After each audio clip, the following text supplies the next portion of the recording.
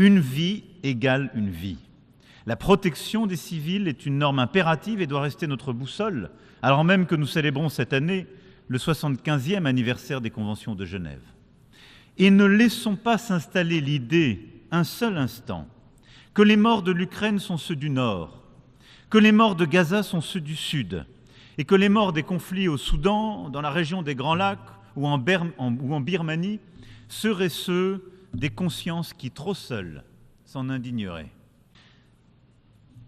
Ces conflits aujourd'hui interrogent notre capacité même à faire respecter notre charte des Nations Unies. Et quand je vois certains vouloir proposer la paix en demandant la capitulation, je m'étonne qu'on puisse même soutenir une telle idée.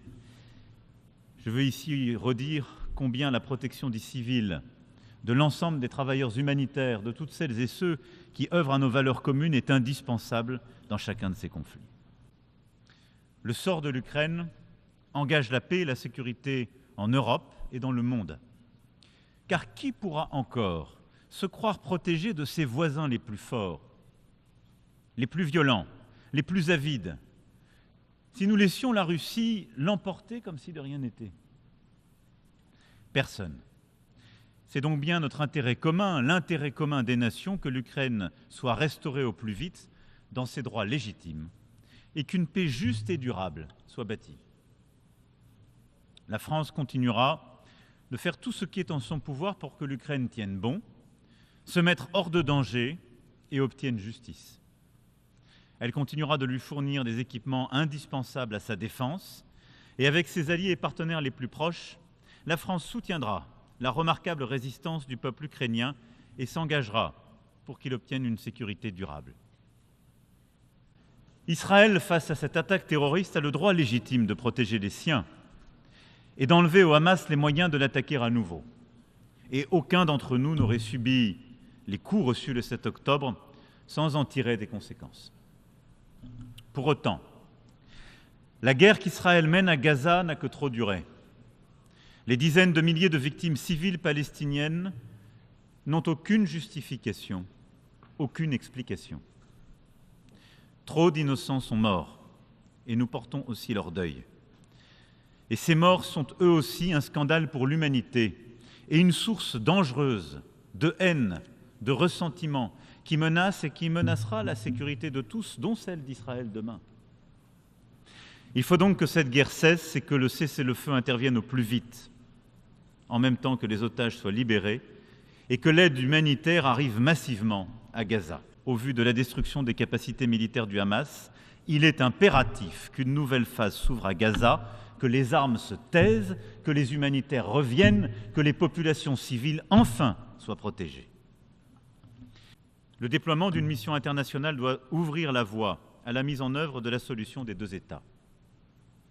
Il revient au Conseil de sécurité des Nations Unies de se prononcer à cet égard. Et il faut aussi que soient prises sans plus attendre les dispositions nécessaires pour préserver le lien entre Gaza et la Cisjordanie, pour restaurer l'autorité palestinienne dans ses fonctions et pour assurer la reconstruction du territoire et rendre à nouveau possible la vie, tout simplement. La France s'engagera pour que tout soit fait afin que les Palestiniens disposent enfin d'un État vivant côte à côte avec Israël. Et dans l'immédiat, au moment où nous nous parlons, le risque principal est celui de l'escalade.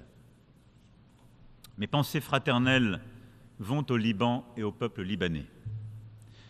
Le Hezbollah prend depuis trop longtemps le risque insoutenable d'entraîner le Liban dans la guerre. Israël, quant à lui, ne peut sans conséquence étendre ses opérations au Liban. La France exige le respect par chacun de ses obligations le long de la ligne bleue.